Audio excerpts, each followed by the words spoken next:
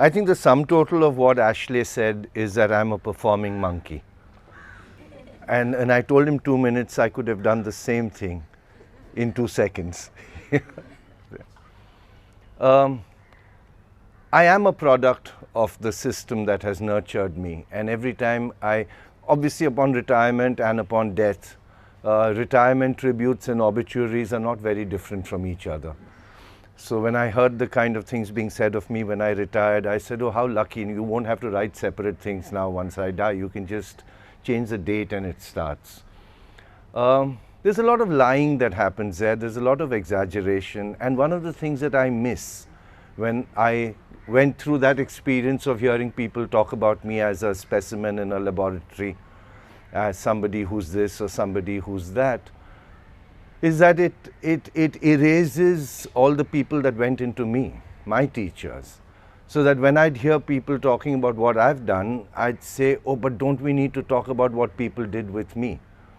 And I think it's maybe that continuity, that sense that there is always a baton which is being passed on from a teacher to a student who becomes a teacher, who's to a student who becomes a teacher.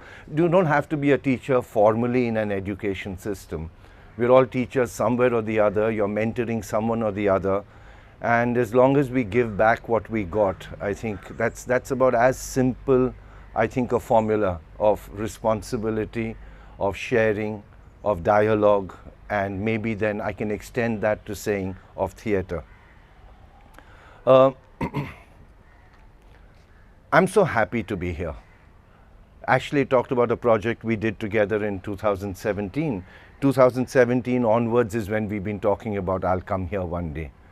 And we came very close to coming here last year, and then something happened again and it didn't happen. And somewhere in my head I was saying, it's not going to happen. If we've had so many hits and misses, it's not going to happen.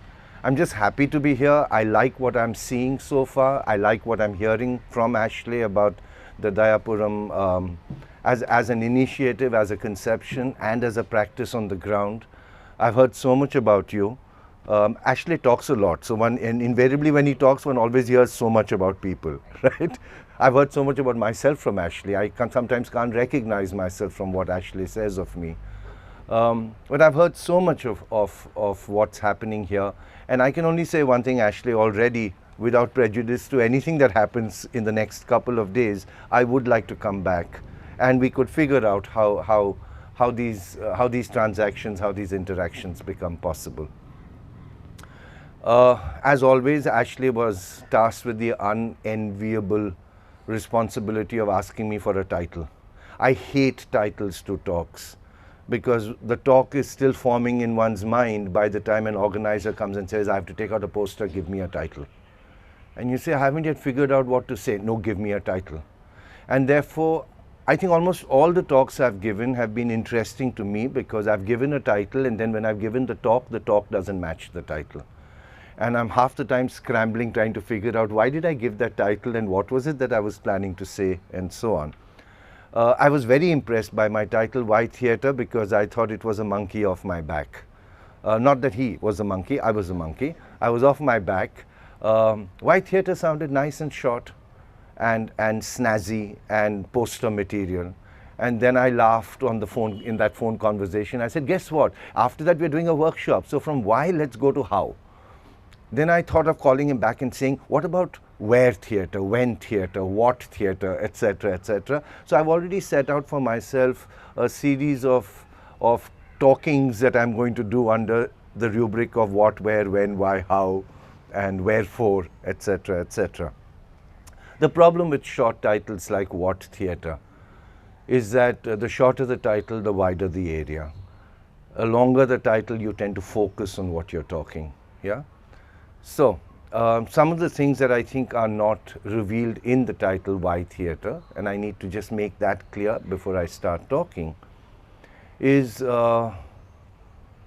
maybe I could have titled it, Why Not Theatre? Especially if you come from colleges that don't have drama societies or don't have sustained regular drama interaction as part of the education process, not just as an extracurricular process, but something that is integrated into the idea of education. Some education happens in a classroom, some education happens on a rehearsal floor, some education happens in a workshop, and not all of it necessarily has to be tested at the end of the year in an examination. I'll talk about this I'll at least touch upon it sometime later. When I'm going to talk about theatre now, I'm not going to talk about theatre in terms of its styles or its histories or its formations, etc. Theatre as maybe what you study in a paper in your MA course, right? I'm not going to talk about theatre in terms of how it exists, let's say, as a cultural formation, the way theatre exists in those hubs that we find in large cities, the theatre district, where there are theatre groups, there are auditoria, there are regular performances that happen, and so on. I'm not going to talk about theatre as a profession. In fact, I think the most valuable theatre for me is theatre that is not embraced professionally. Theatre that is not embraced professionally, either or both, in terms of as a source of income, and also theatre that is not embraced professionally as something that is taught in a curriculum, in a syllabus, and which is tested at the end of a semester, at the end of an academic year, a calendar, etc. I'm talking about theatre which is done for its own sake. I'm thinking of theatre which is done in passing. Theatre that happens when we chat. You stop over at a small little wayside cafe to have a glass of tea, and you don't spend time thinking about how the tea is made and how much time do I have to drink the tea and this and that, etc., etc. You're with a friend, and tea is what you drink with a friend when you're talking about something else and doing something else. I think that sense of informality around so many of the activities that we do in our daily lives, I think what we should be doing is also thinking of theatre being as easy as a breath you take, and not pushed into formalized structures of, as I said, income or education or training. So I'm not going to talk about theatre in the way that it may interest teachers, or I would much rather talk about theatre in the way that I think it should interest teachers. Okay.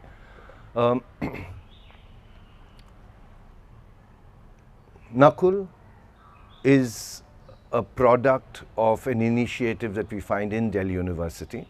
I don't know how many universities across India have that system, the ECA system. Ashley will know better because he studied this area much more deeply, much more closely than I have. A system by which when people take admission into the university, they obviously are granted admission on the basis of their marks that they have got in their school board exams. But then there are two streams. There's a sports stream and there's a cultural stream, where students are tested, candidates for admission into commerce, economics, computer science, whichever other subject. But you're tested for your ability in singing, dancing, theatre, sports, football, hockey, etc., etc. And these are called special admissions. And in sports, because sports is a huge industry, I think almost across the world, not just in Delhi University, sports students are allowed a free pass. If they make the cut as far as sports ability is concerned, they get admission. And then of course there's a bit of tweaking around which college, which course, but those are details that don't need to bother us here. It doesn't quite work that way with cultural activities, but you get a concession, a significant concession. For admission into Delhi University, people fight for admission on the basis of sometimes 0.25%. That difference of 1 mark out of 400 can actually determine whether you get into a prestigious college or what the media calls a not so prestigious college. In such a context, to find that you're given a concession of 15% is huge. That's 15 into 4. That's massive. 60 marks. And this is a recent phenomenon. Earlier, culture also came in like sports. They didn't look at your marks. You can sing well, we like the quality of your singing, we have potential in you, come on in. Nakul's got admission in that manner through drama into KM. Interestingly, Shalini has a very well-known teacher of chemistry in the university and college, but got admission into college through her training and talent and interest in music. So we have over here, I think, two interesting phenomena of how an institution can invest in the idea of acknowledging cultural merit. I think in Delhi University we make a very bad mistake when we say special admissions. It's like we say children with special needs. This word special actually signifies or denotes a certain kind of lessness. There are people who are ordinary and normal, and there are people who are subnormal and less than normal, and the kind of word we use is special. I think but then so much of politics lies in the way we use words, in the labeling that we do. And while it's important to fight the politics of verbality, of language, it's also important to recognize that politics is not finally fought at that level. Politics is fought on the ground and not in the labels and the words we use to denote that ground. And one of the things that I would say in terms of labeling, we should be saying, here's someone who's got admission on the basis of academic merit, and here's someone who's got admission on the basis of cultural merit. Rather than saying, here's someone who's got admission where standards of academic merit have been lessened or lowered because of cultural extras that have come in. The word extracurricular is wrong. I should just say this is cultural curricula and this is academic curricula, and so on and so forth. Okay? That's the kind of space that I come from. That's the kind of space that I would like to believe all educational institutions should adopt and practice as a space where we can do theatre. And for me, that becomes an important area to start asking that question, why? Why theatre? Okay? Many years ago, so this particular society that Ashley referred to, the Players, that's the name of the drama society, formed in 57. I joined college in 73. So it's already a very well-known society by the time I joined it as a student in 74. And I become a staff advisor when I get a job in the same college in 81. And I've been associated with it since until I retired last year. The strength of a cultural society in Delhi University is that it lies outside the ambit of academic work. That's very important to remember. If we take that step a bit forward, when we say outside the ambit of academic work, it also means it lies outside the ambit of faculty control. Faculty supervision, yes. Faculty advisorship, yes. Of course, teachers, in the best colleges where society is functional optimally, teachers are involved. I've been a faculty advisor, Shalini is a faculty advisor, and we work very closely with students. But the model of ownership is very clear, that the society is owned by the students, it's run by the students, and we sit there as herders, as shepherds, as people who use our experience to point out before things go wrong that things could go wrong. And even there, that's happened to me when I was a student. My staff advisor said, no, don't do this play. The script is not worth it. Find another script. I went back, searched for another 5-6 days, couldn't find another script that got me as excited as the one I was looking at. That was a Howard Brenton text, a play written in England in the 1960s. And I went back and I said, but I want to do this play. And again he said no. And he said, trust me, KEVAL, it's not going to work. It's not a play. It's too thin, etc., etc., etc. And I went back a week later, almost begging, because he has to release the money for me to be able to do that play. Again, begging. And he said those famous words that I think all teachers and parents at some time tell younger people, well, don't say I didn't warn you. And I think, now when I think of it, I think those are the kindest words that can be said. Because the implication of don't say I didn't warn you means yes. But it's yes with a caveat, it's yes with a rider, it's yes which says, I've done my share, I have guided you, you have chosen to ignore my instruction, but it's your life. But it's your life. And if I'm a teacher and I retired as a teacher, it was not without my father telling me when I'd finished my MA and he said, now will you take your IAS exams? He wanted me to do the IAS after my BA, and I said, no, I want to be a teacher and I want to do an MA. And my father said, okay, 2 years. I'll ask him again. 2 years later, he asked me again, now will you take your IAS exams? And I said, no. And he said, don't say I didn't warn you. So I've had staff advisors saying that, I've had teachers saying that, I've had a parent saying that, and guess what? I'm happy because not one of them said no. I think that's how a theatre society has to run. Experience that warns you you could fall. But at the same time, nothing is a better teacher than falling, than actually falling. To fall through ignorance is slightly sad, but to fall with full knowledge, hello, you get a Greek myth made out of you, right? You become famous, maybe, yeah? You become Sisyphus, you become anyone you can think of. The Players is a space which is run, I think, in the way theatre society should be run. It's controlled by students, staff advisors as guides. And we've produced interesting work, good work down the years, work that is varied because with each batch there are different interests, people with different temperaments, different senses of urgency.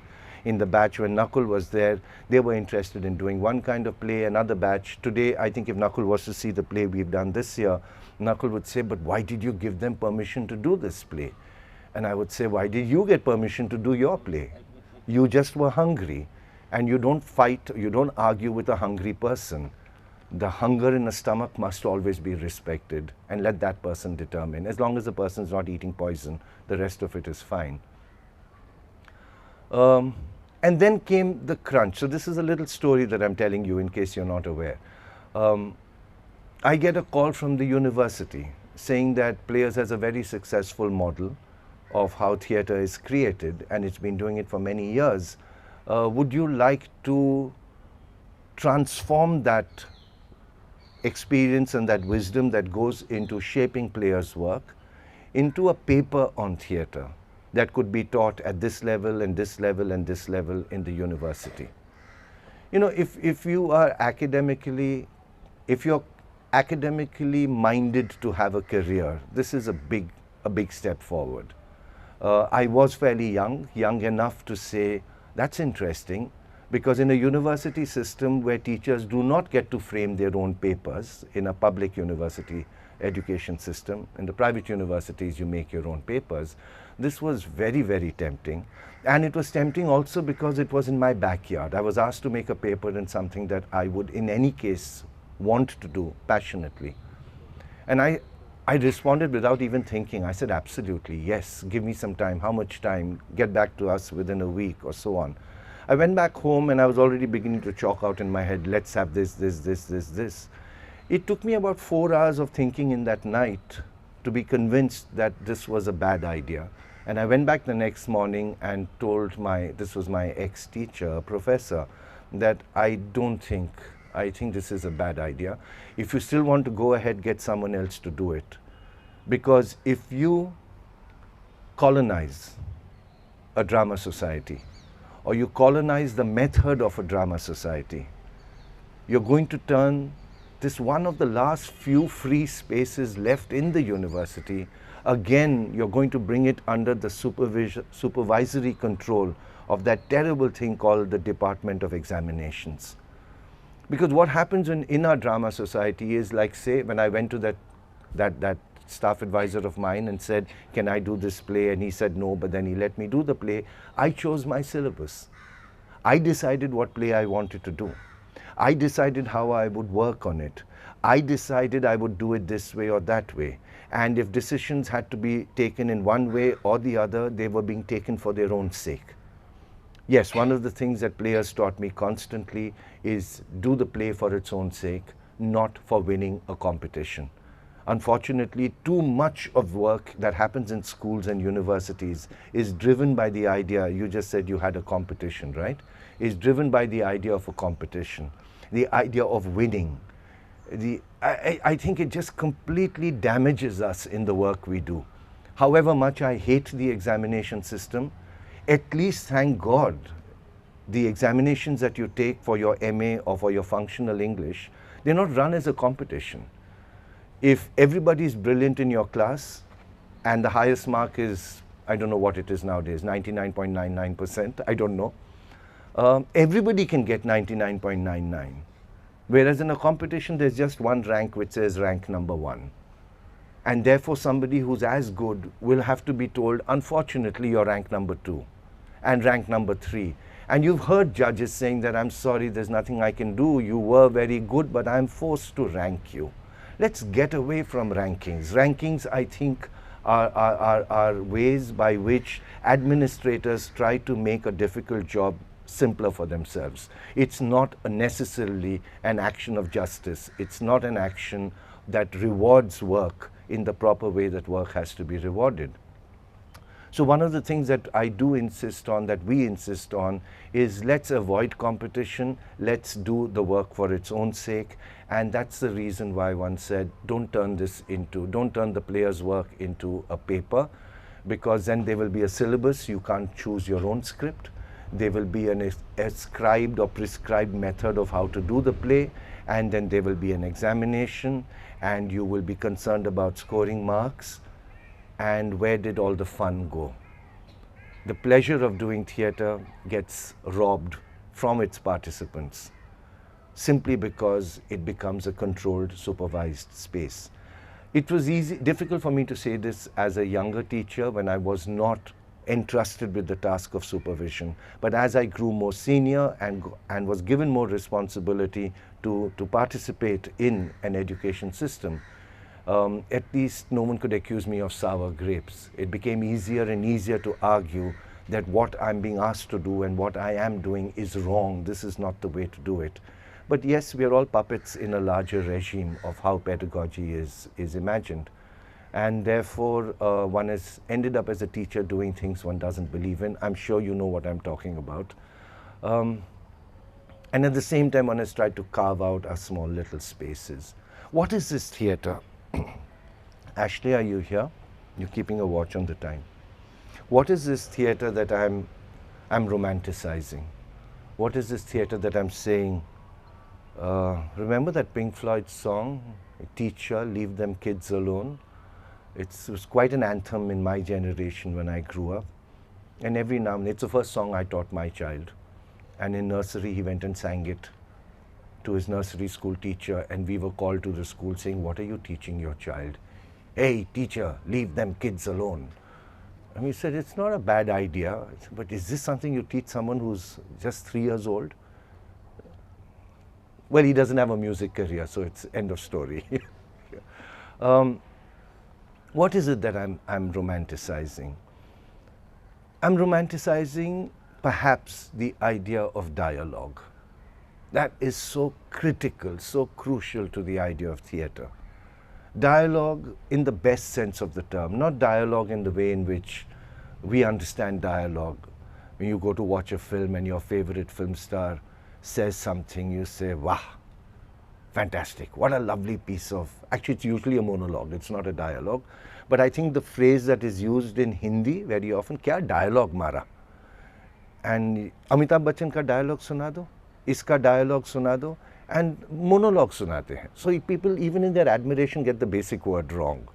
That's not what I'm talking about. I'm not talking about the great grandiloquent verbal gestures given to actors by screenplay writers, by script writers, fancy words spoken at moments of crisis in a story. No, I'm not talking about that. I'm talking about dialogue actually in the sense of interactive space.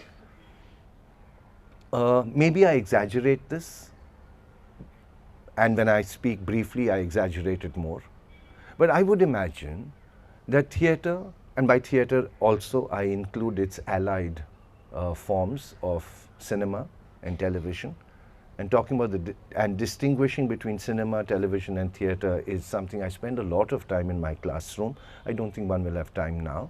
But in a very broad way, theatre, cinema, television are predicated. They function on the basis of dialogue. They function on the basis of not just me and not just you, but the space in between. Music, dance, painting, sculpture. I go down the list of other cultural expressions, and I see in most of them a monolingual expression. There is an artist who paints, there is an artist who sings. A duet is not dialogue for me. A duet usually, music, Shalini as a music person finds that I'm attacking her all the time. I keep talking about the stultifying effects of harmony and consonance. With ourselves every morning when we look in the mirror and we comb our hair and we say, oh, you lovely man, you're going out into the world now, and may the rest of the world fall in love with you. But they can't fall in love with you as much as you fall in love with yourself. So it's always a tragedy, right? But when we engage with ourselves, I think usually in tones that approve, in tones that do pat on the back, shabashi, you're doing a good job, or in tones of regret if we didn't match the standards we have set for ourselves. But we are never struck by wonder. You don't look at yourself and say, where did you come from? What kind of an animal are you? Yeah? Very rarely. I'm not saying it's impossible. I can only hope, I think many of us can go through our lives without having ever encountered ourselves as an other. But I think some of us are fortunate to have been through that. When you go through a crisis, when you are suddenly asked to do something without thinking, because something has to be done quickly and right now, the tree's about to fall, whatever. And you react in a certain way. And you react in a way that is so instinctual that it's coming from deep inside you, and inside that you didn't even know existed. That's when you meet up with yourself, when you pause later and reflect. There's a lovely, I'm sorry, I'm forgetting the title of this Robert and Ostlund film of a moment of crisis in a family. It's a film that I absolutely love because there's an avalanche and there's a family of 4, husband, wife, and son and daughter, sitting at a ski resort, and there's an avalanche, the snow is coming down. And then they suddenly realize, oh, it's not just one of those things it's a controlled explosion, it's an actual avalanche and they are in danger. And everybody panics in that resort, and they start running away to take shelter somewhere. The husband picks up his iPhone and runs, leaving the wife with the 2 children. And she picks up the daughter next to her, but across the table on the other side was the son, and the son is left there stranded because the father picked up his phone and ran. And then it turns out it was a false alarm, the snow passes under, and everybody gets up again. But the wife looks at the husband and says, I don't know you. You picked up your phone, you didn't pick up your child. And he keeps saying, I don't know why I did this. And this is one action that he performs, and he keeps saying, it's not me. And his sense of deep horror with himself, but he met up with himself in a way that he didn't know existed. Yeah, that's a film, it just came to mind, so I'm sharing it with you, but I think in your personal lives you may experience that as well. Theatre always allows you to work with the notion of the other. It gives you a regular opportunity to sit across somebody else, and that's such a standard position in a theatre workshop. Sit on the ground, face somebody else, look, make eye contact, look at that person in the eyes, and start the exercise. And that person in front of you is not you, you and not you. And then you create spaces of friction and negotiation and articulation and compassion and etc., etc. Theatre is therefore about relationships. Theatre is therefore about one and the world, one and other. And theatre therefore in a sense allows you to engage, it allows you to prepare for the business of living.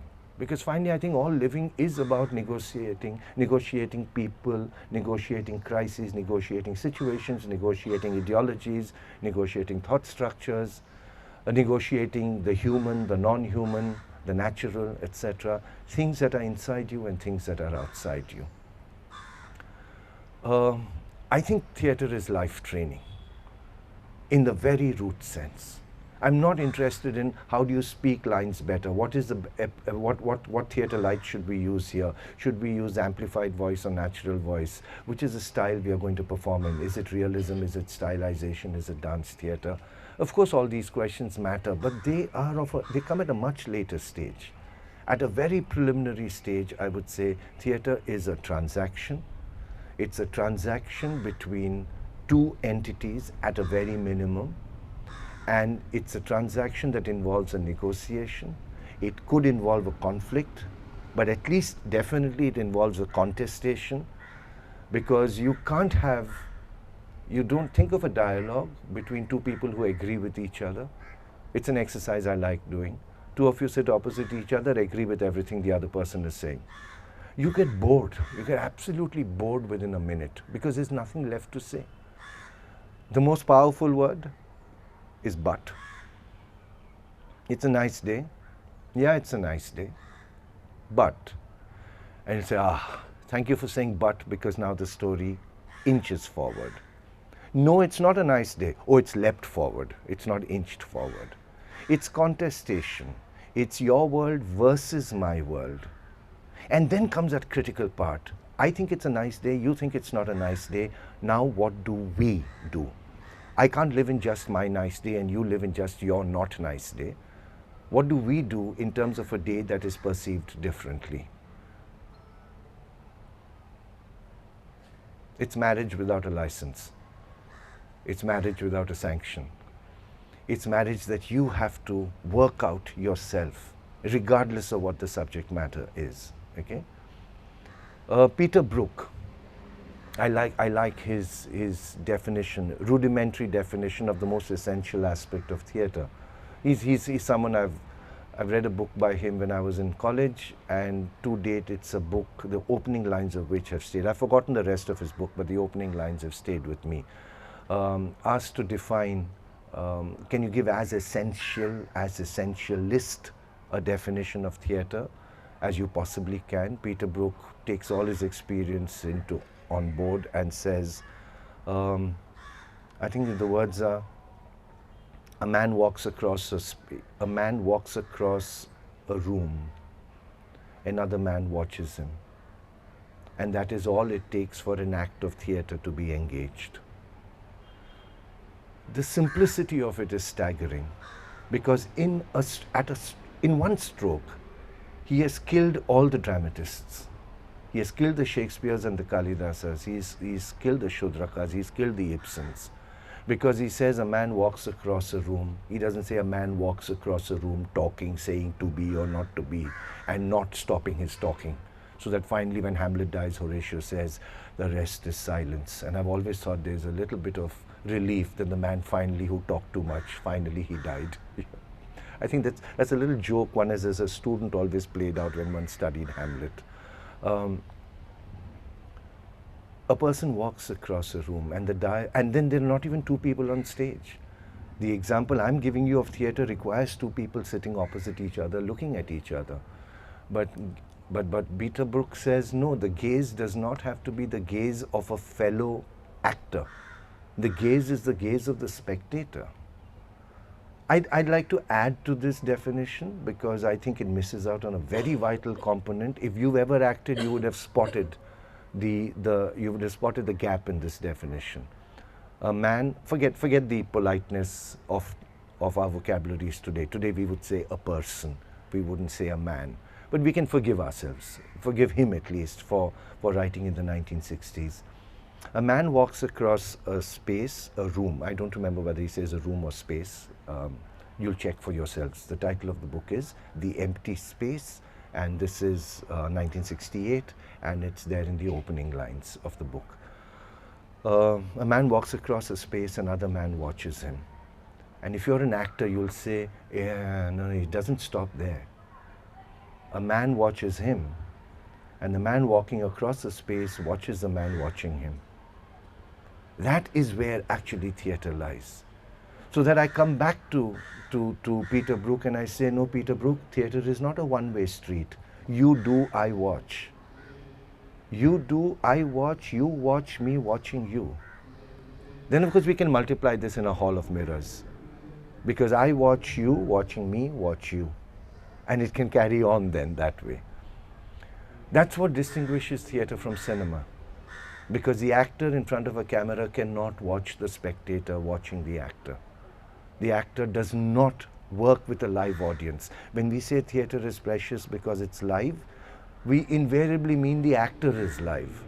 Because I'm live when I'm in a cinema hall watching a film, I'm live when I'm in a theatre auditorium watching a play. What's the difference? I'm alive. No. The big difference is that that person, which I thought the difference was that that person is merely a digitized image in cinema, but is a flesh and blood character in theatre. No, it's not just that. For that actor, I am alive in theatre, and for that actor, I'm absent. Because the actor, at best, if looking towards me, is actually looking at a lens, and therefore is only making a speculated connect with an audience, not an actual connect. I, for example, look at you, and you look very upset with me.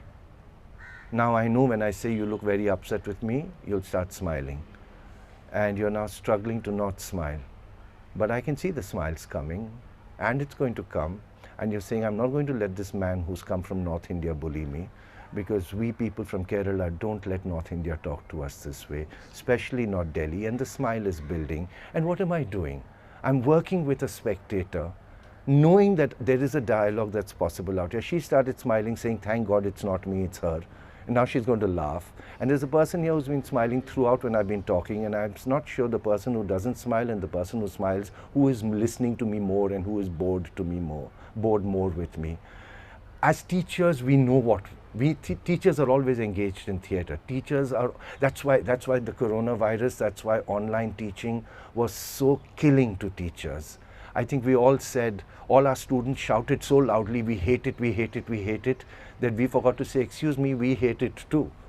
And the teacher who came online and had to keep a camera on while the students went offline, thank God for weak data signals, because then they were lying down in bed under their razais, not in their proper clothes.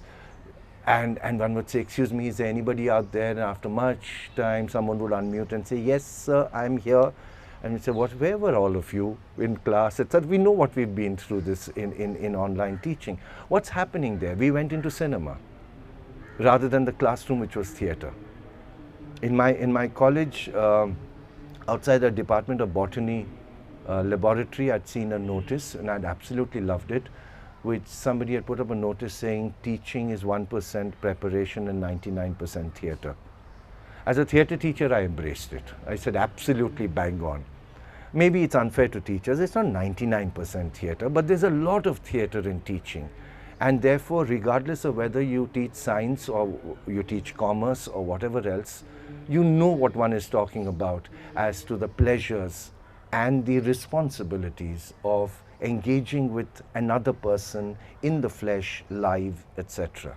Okay? That space of contestation, that space of conflict, that space of resolution and reconciliation that happens in a theatre transaction is a space of dialogue. That space of a person watching you walk across a floor is dialogue. It is non-verbal dialogue, but it's dialogue nonetheless. I always give an example of the theatre that we are all involved in. It becomes very easy to give an idea in Delhi now with the arrival of the metro rail, because the seating in a metro rail is very different from seating in a bus.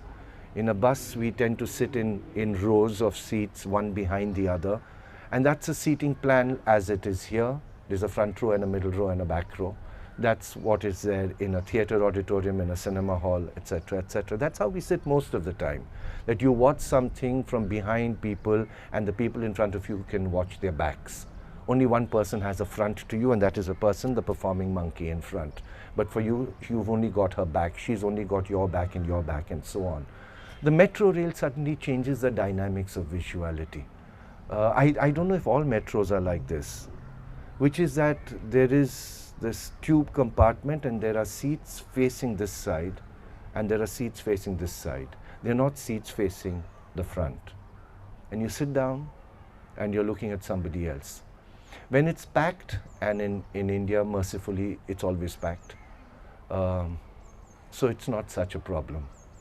But if you're ever traveling late in the night or early in the morning and you're in the metro, and you're sitting down and there's nobody between you and the person sitting in front, it's terror, because you're sitting looking at a complete stranger.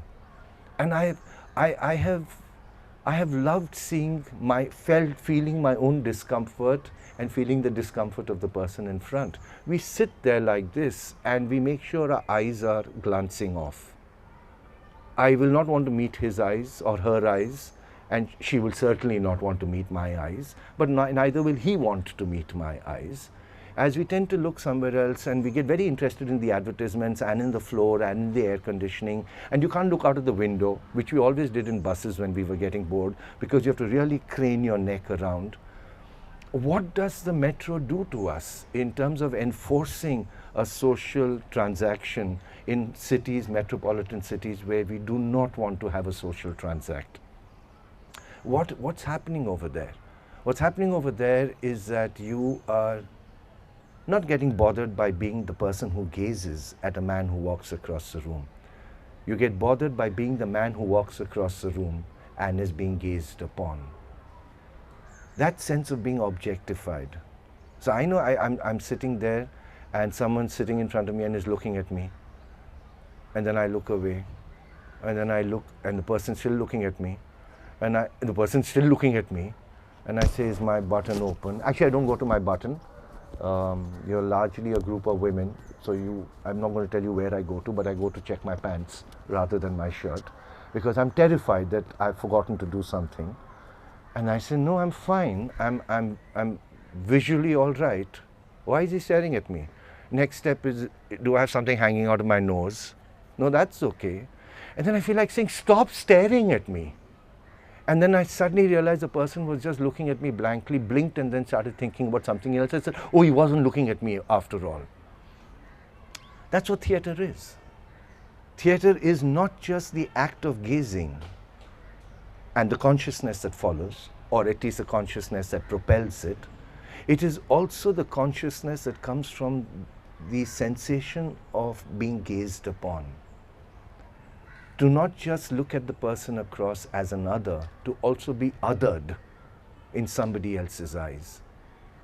And I think the greatest moments in theatre, as we start working with students, when students come into a theatre workshop at Players, they say, will there be a production at the end of it? And my answer is always, good God, no.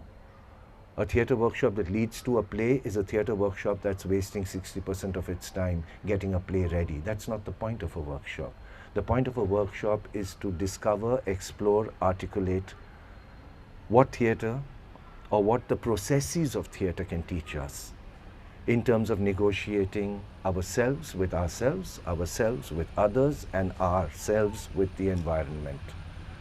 And to be attentive to our responsibilities and our obligations in that space. I threw a ball at you, and I would say you're obliged to catch it.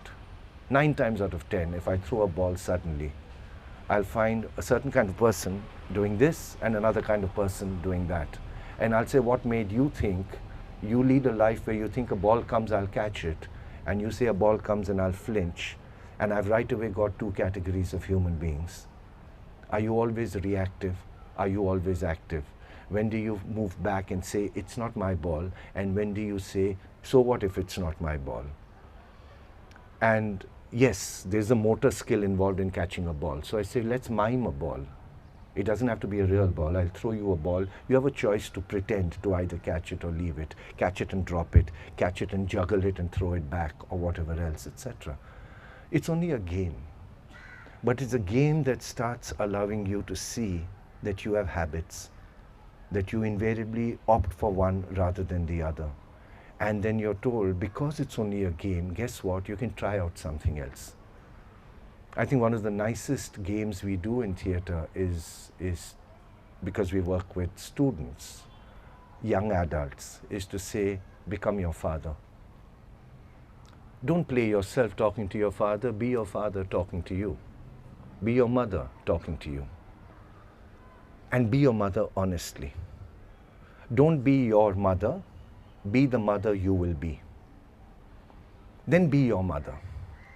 And switch into being that woman and being how you would want that woman to be.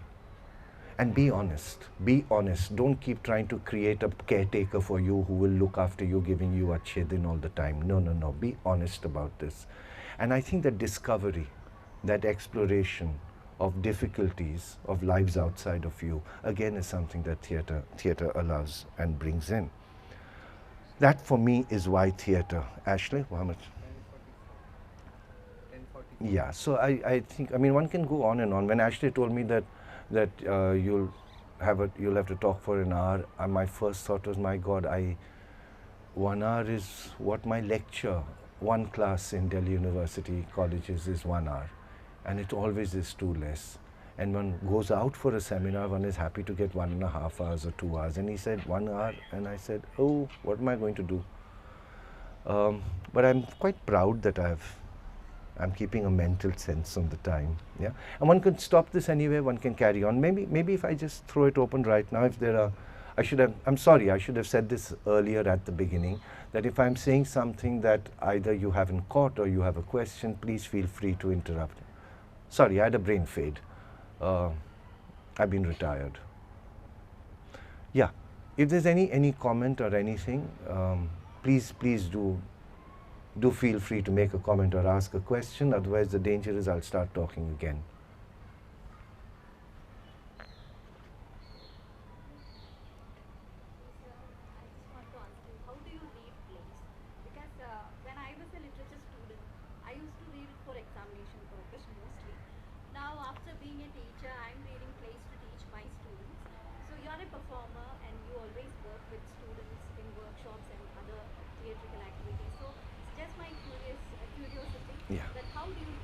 Yeah, and thanks for that question. Because it's a schizophrenia that I have lived through. Being a teacher, when I started, I was like a junior teacher. One was asked to teach everything.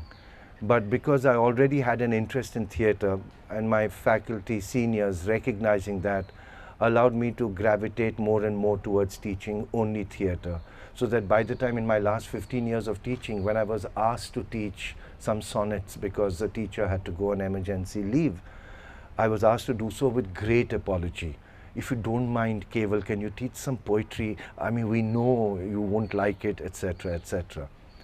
But as I came closer and closer in my pedagogic space to engage only with the teaching of drama, I began to sense a wider and wider gap between my experience as an advisor, mentor, director, co-actor in theatre and a teacher in the classroom of drama. And there is substantial difference between the two. Two things I'd say off the cuff very quickly. I had G.J. Ramarao taught me Othello. He had a lovely baritone voice. We kept calling him Kirodimal's Paul Robeson, because when he spoke, he had a voice like that. And when he taught us Othello, and he thought he was Othello when he was teaching it. He read out long sections from the text, emoting it to the extent that he found it possible. He did not analyze the play. He did not tear Shakespeare to shreds.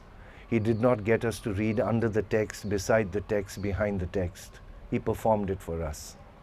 Much as I loved him, because he shared a lot of his music with us, one sensed even then as a student in the second year English honours course that this was not it. It is not the job of a teacher to animate the drama text in the classroom. For that, I can watch the film, I can watch a play, I can do the play. But to engage with that text as a species of cultural negotiation of gender, race, the times, Europe, not Europe, etc., etc. So as a result, as a person who teaches Shakespeare quite a bit, I have the blandest voice when I teach teach drama in the classroom. It's almost as if I try and stay away from lapsing, and I would think of it as a lapse, from lapsing into the performative voice. I would make my voice absolutely flat, cut out the emotion, so that when it is stripped of the emotion, maybe it's just the ideas that come to the fore. And if I have to energize those ideas, I energize the ideas through analysis, not through tonality.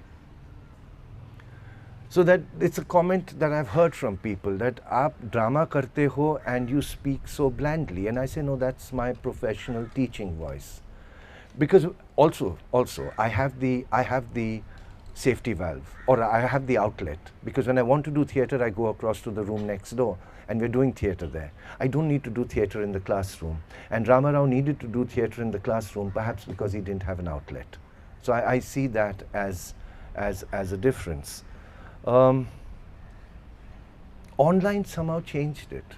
Shalini attended some of my lectures in the classroom and then carried on into attending classes online, and she confirmed what I was beginning to feel, that in the when reading out a bit of Waiting for Godot or whatever text I'm teaching, reading a bit of it in the class for purposes of analysis through Zoom or Google Meet, I found myself performing the text much more than I ever would in the classroom. And I think maybe I was trying to use tonality to compensate for the lack of visuality. Maybe, I don't know. I still don't know. Why is it when the camera came on, the teacher became an actor? Whereas I know I have very consciously, as a self-conscious practice, I've stayed away from doing that in the classroom. An add-on. I'm convinced that teachers of drama know less about the text than directors of theatre. And I'm speaking of this on the basis of an experience when I first wore one hat and then I wore the other. I had been teaching T.S. Eliot's Murder in the Cathedral in BA to BA third year. So that's like serious teaching. We're not, because first year and second year you're still kind of walking students through the process, the different processes of how to read a dramatic text. I'd been teaching it for 2 years. Is there anyone here familiar with that verse drama, Murder in the Cathedral? So I'd been teaching it for 2 years, and then there was the T.S. Eliot Centenary Seminar at Delhi University, and we were asked whether we would like to put up a play, a T.S. Eliot play for the seminar, and we chose Murder in the Cathedral. And one of the reasons I chose Murder in the Cathedral, apart from the fact that it's the only play that I think T.S. Eliot has written which is worth calling a play, it was also something I taught for 2 years. So I thought it would be a walk in the park. It's like I was preparing to direct this play for 2 years. There's a scene where the 4 knights who have decided to have taken it upon themselves to assassinate Becket of Canterbury, where they go into the cathedral and they read out a list of charges against him, why the king wants him dead. And after that, they assassinate him. I've got the 4 actors. I know on the basis of a scene that follows later, these 4 knights turn around and talk to the audience and justify why they did what they did. The 4th knight is the important role. In casting, I chose one of the best actors available to the group to play the 4th knight. So he's got 2 scenes, the scene where they kill and the scene where they justify, the apologia scene. We are about to start rehearsing the 4th night, and I've told, rehearse the assassination, and I've told the 4 knights, memorize your lines, come tomorrow, we'll start now, movements on the floor, etc. And the actor, Thomas Isaac, I remember coming up to me and saying, so what am I supposed to do? I said, just memorize your lines. He said, I have no lines, except for the choral lines when everyone says, come, let's kill him. I have no other lines. I said, shut up. Maybe a page is missing from your script. And he says, where is the page missing from the script? I remember my horror. I just felt so embarrassed as a teacher, so denuded as a person who said, I've been teaching this play for 2 years, I had not noticed as a teacher in the classroom. Because as a teacher in the classroom, I was following the flow of argument. And like all teachers in the classroom, not paying too much attention to the speech prefixes on the side, because those three arguments came very seamlessly. And I said, Isaac, why have I put you in this role if there are no lines? I said, but there are lines. He said, yeah, they're in the next scene. The most important lines of when the knights come up to justify their act of violence are the fourth knights, but not in the previous scene. That has stayed with me.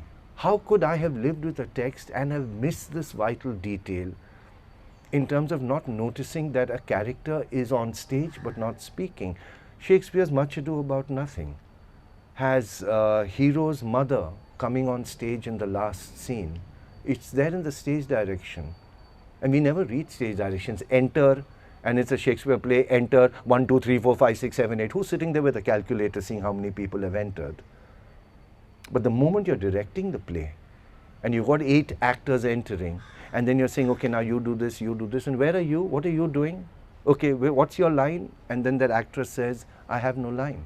The mother of the woman who's about to be married has no lines in the play. The power of silence, the visible power of silence, is not an oral power, because you don't hear the silence when you're reading the text, but you hear it and see it when you're watching the text. And that sense that theater is where the text comes to life. And as teachers of drama in a classroom, we are always working with something very, very radically incomplete, is an additional point that I just wanted to make. Yeah? Right, anything else? Okay, she clapped, so she's telling me now shut up and go away. Anything else? Any other comments? Can I ask you all questions and then have an examination at the end? Maybe I should have said that there's going to be an exam at the end of my 1-hour lecture, and take out your notebooks and your pens, and anyone who doesn't ask a question will be asked to answer the next one. It's a revenge of the teacher. Thank you for laughing so much. Ashley, so then, are there any of you coming into the workshop?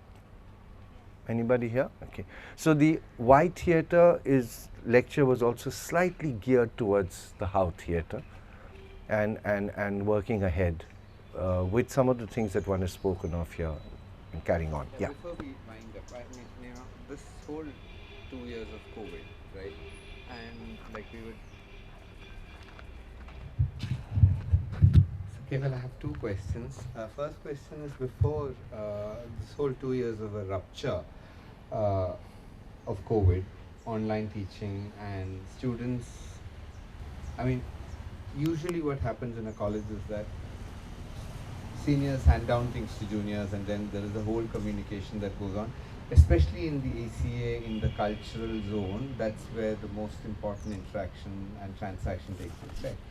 Now, after COVID, we know that this is really, there's been a rupture, there's been a break in the last 2 years. And after that, it's like, it's become barbaric, not in the sense of, uncivilized, but it's become like we're starting from scratch, right? Writing poetry after Auschwitz is barbaric. The same thing, doing theatre or teaching in colleges after COVID is kind of barbaric. We are just putting the ba together and figuring out, right? That's what I thought. So in that kind of a situation, in that kind of a scene, what have your strategies been in sort of working with them? Because I see it's very difficult to put it all together because people haven't got it from their seniors. Now we have to, as teachers, have to be custodians of this silence, this absence and this problem.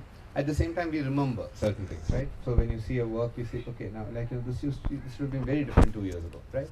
And every organization, every institution is actually struggling to put people together back on their track.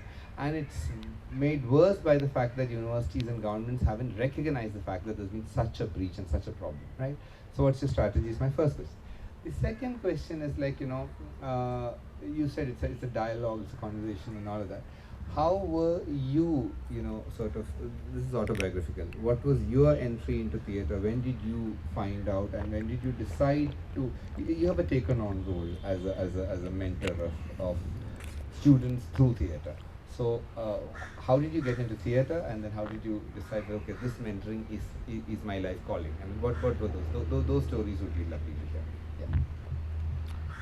So the second one is easier to do. First one, what are the strategies? I think tear your hair out and scream if you have hair. When I don't have hair, I can only substitute with screaming.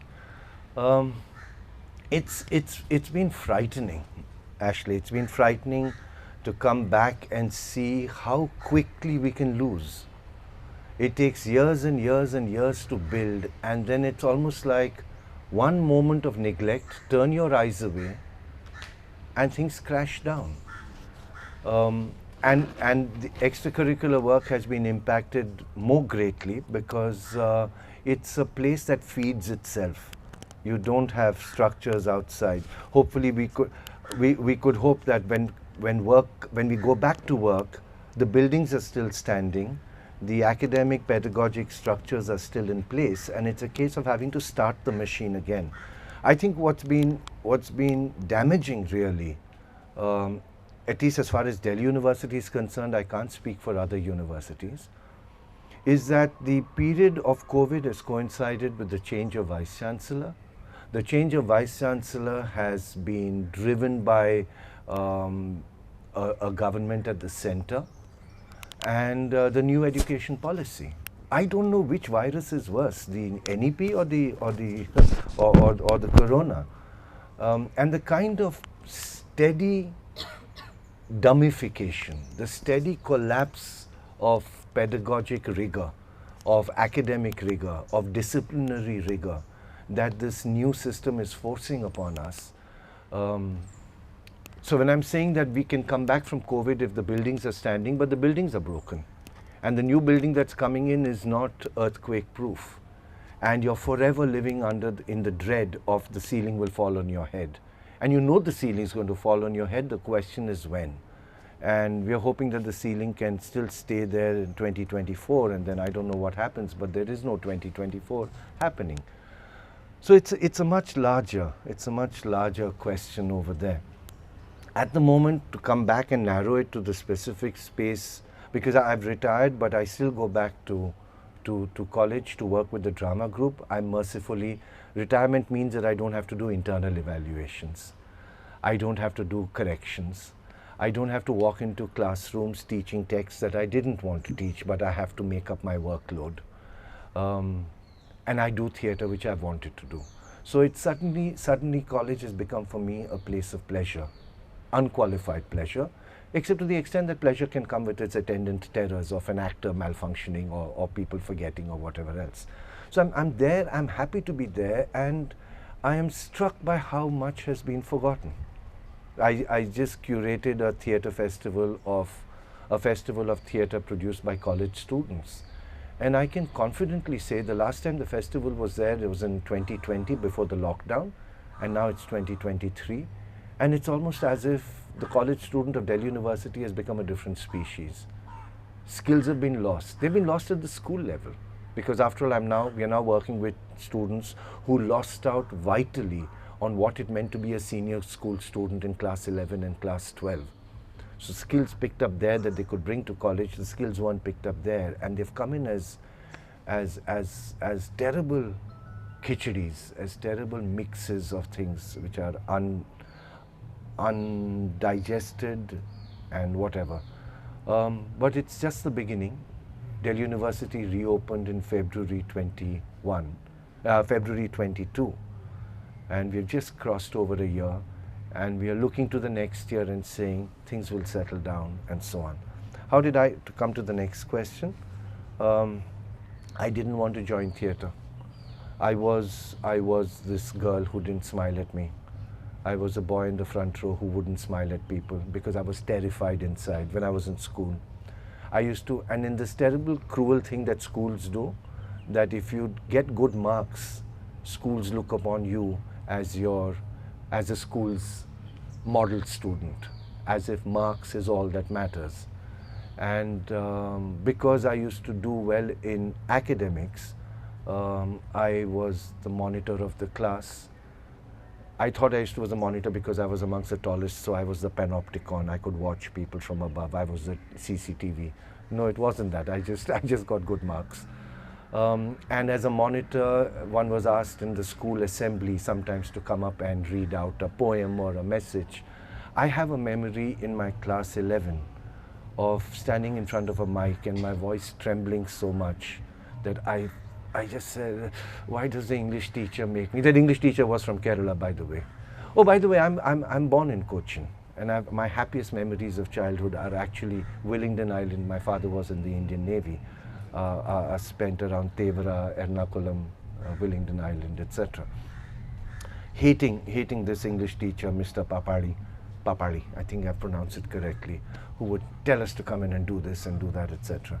That's the person I was when I came into college in Delhi University, and I couldn't imagine myself in doing theatre, but all my friends decided to do theatre. And if I didn't join them, then I would be lonely. So I said, I'll do production, I'll do backstage. And then with about 2 weeks to go, an actor fell ill, laryngitis, throat collapsed, voice collapsed. Director, teacher looks at me and says, KEVAL, you're in. And I'm saying, but I'm only handling properties.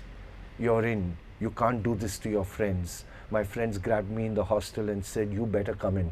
We've been working very hard. So I came in. My memory of rehearsing for that play was I had to wear a lungi. And I didn't wear lungis, I wore pajamas. I was convinced I was naked. I was convinced everyone could see my legs. And I was thinking more about what underwear to wear during performance than whether I've got my lines right and so on. And that first performance was a horror, but for a different reason. It was a horror because the audience was very hostile. But for some reason, we won. And for some reason, I got an acting prize. And nothing works like praise. I would look in my mirror and in the morning in the hostel and say, everybody hates me. And then I get an acting prize and I say, you know what? Things aren't that bad after all. And I settled into it. I settled into it. And that year, after my second year, I went back to Bombay.